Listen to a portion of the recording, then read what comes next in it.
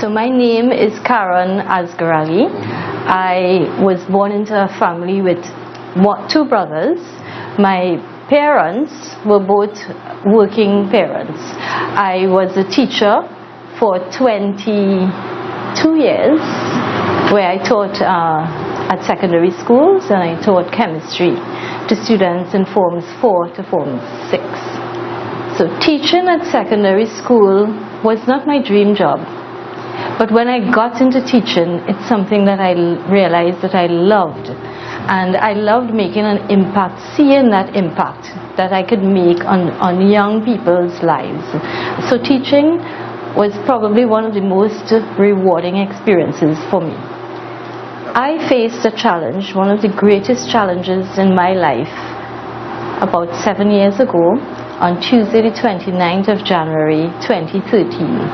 And that night, on the night of Tuesday the 29th of January, I went for a drive, and on my way back home, my car stopped at a minor road to turn onto a major road when the car was accosted by at least 2 bandits. And they were on the run from the police that night. They were looking for yet another getaway car, and my car happened to be in the wrong place at the wrong time, and they wanted to take control of the car. What I learned from the police afterwards is that they shot at the driver, but in shooting, I picked up the bullet instead, so that the bullet penetrated my jaw, my lower jaw. My chin was blown off, and I was also shot in my chest and my shoulders.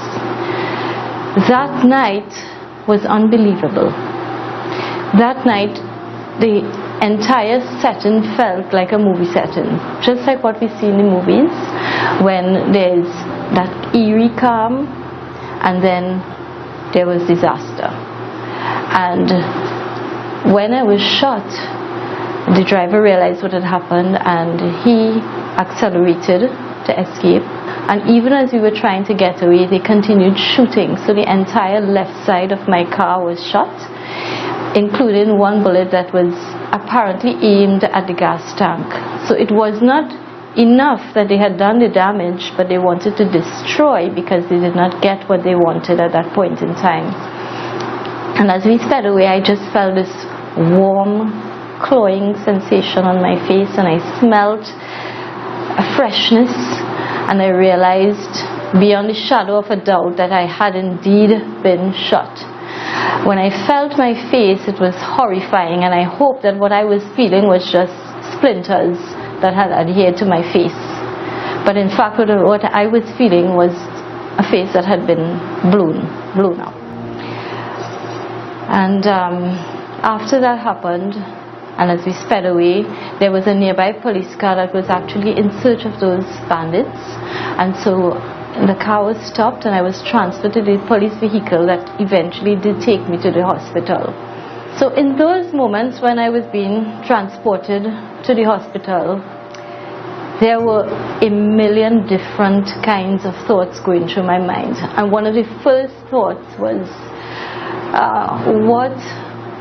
that I could not believe I was going to be another statistic, another report in the newspaper, something that you just read about, and you feel the pain instantly, but then it passes because it doesn't really connect. It's not you, it wasn't you. But now here I had become that statistic. And then I thought about my students, because I teach students who are going to be writing both C, SEC and CAPE examinations in June, and this had happened in January. So my thoughts did go to my students, and teachers get a bad rap that we don't care, but that's really not the truth in most cases. And then I thought about my family. I thought about my son, first of all. I could not imagine, because he's a tall guy, he's a big boy, but he's a very gentle soul.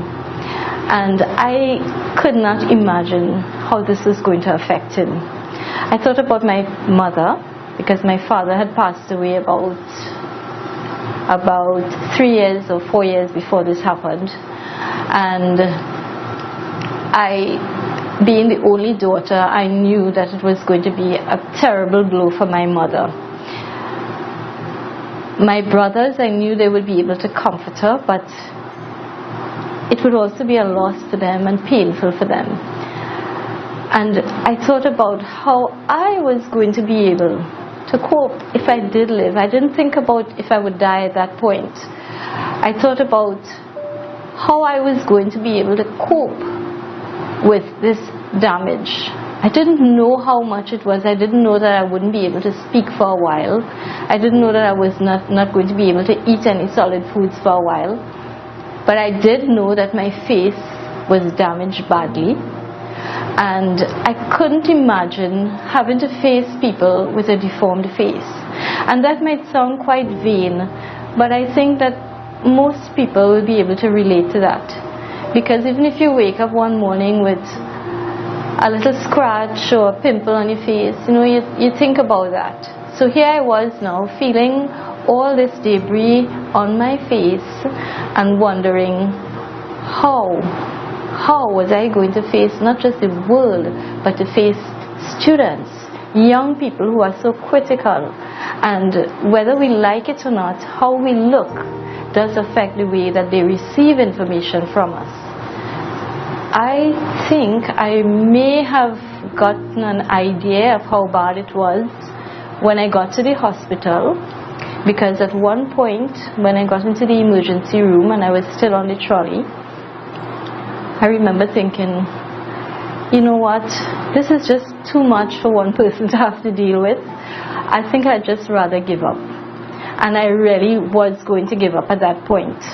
And I think that things, maybe I may not have been here. I don't want to take credit for something that's not mine to take credit for, but I did think about giving up.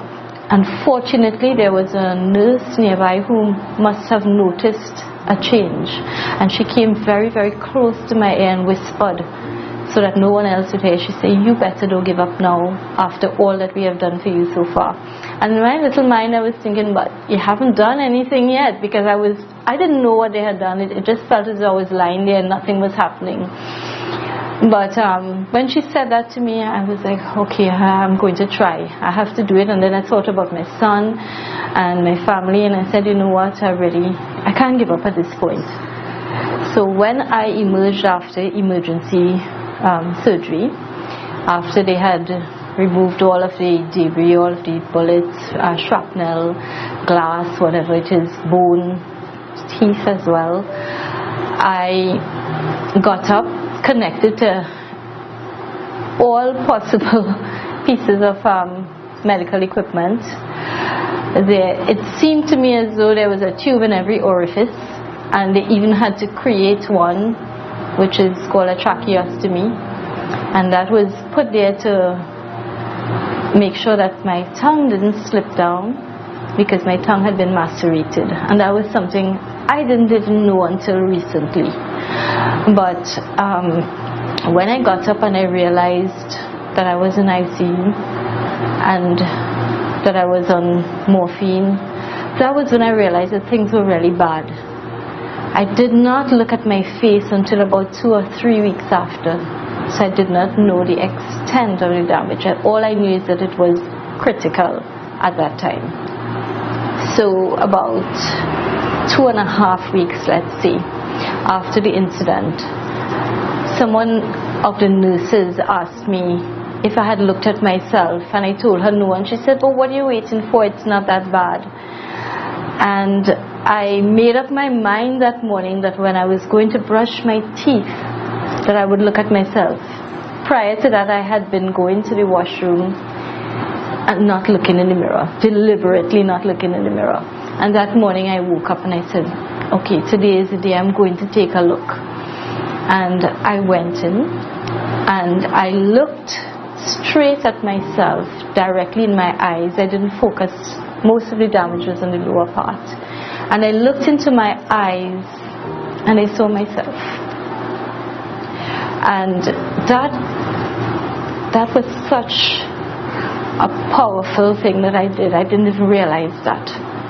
But looking into that mirror and seeing me gave me the strength to move my eyes lower down. And moving lower down, all I could see, first there was a tube, a nasogastric tube.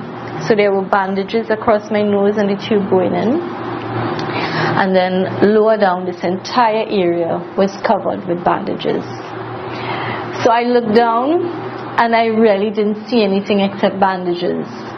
So for me, perhaps it was a good thing, because when I looked, I saw myself and I accepted, okay, something has happened, it's really bad, but I can still see me, so it's not going to be that bad.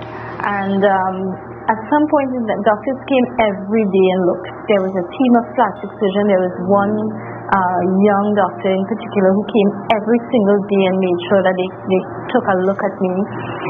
There was the oral maxillofacial surgeon who's attached to the San Fernando General Hospital. He came in and he looked, but because of the way that the bullet entered and exploded in my face, it was quite a complicated process. And if they had worked as they should have right away, it's very possible that a lot of infection could have set in. So they opted not to do anything until about 3 weeks later, when my brother was able to contact an external oral maxillofacial surgeon who came in, and when he looked at it, he said immediately that the jaws needed to be wired shut in order to stabilize it. Now, unfortunately, 3 weeks after was a bit late. So that what had started happening already was that the lower jaw had started collapsing, and calcification, which is just more bone forming in the wrong places, had started. So at that point, 3 weeks later, they had to re-break the jaw and then wire it shut. And that process between when I entered and when the jaws were wired shut, it was a very difficult time, because they had to continuously be cleaning the wounds. So they did a process that's called debridement, and in that process, I remember one day in particular, the doctor was taking out dead cells, dead skin, and whatever debris there was in there still. And I don't know if he knew I was awake, because I used to keep my eyes closed while these processes were going on. And he made a statement that, is she dead? Why is she not making any sound? Because I was actually holding it in, because I didn't want to be a bother to anybody, and I didn't want to disturb the process. I felt that if I moved, I could be damaged in the process as well. So all that was happening in between. It was very, very difficult.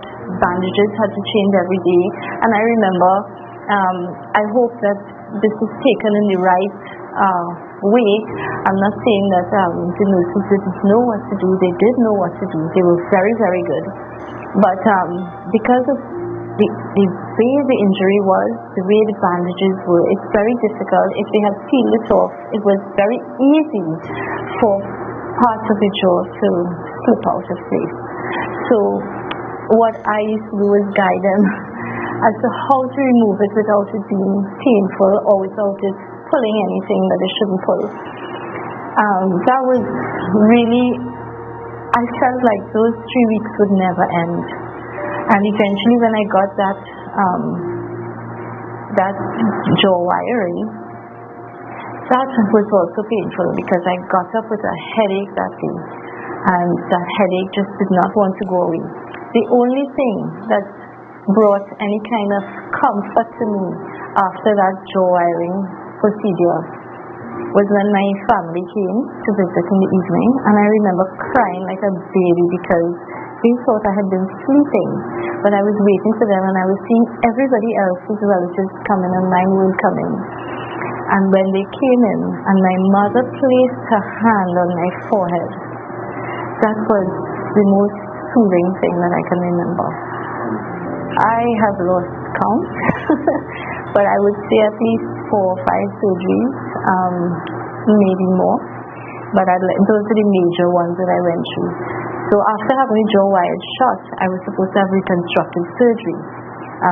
Because of the nature of the injury and the types of plates that would be needed to be placed in the jaw to mend the jaw, the hospital was unable to do it. So I had to do it privately through the oral maxillofacial surgeon who we had contacted.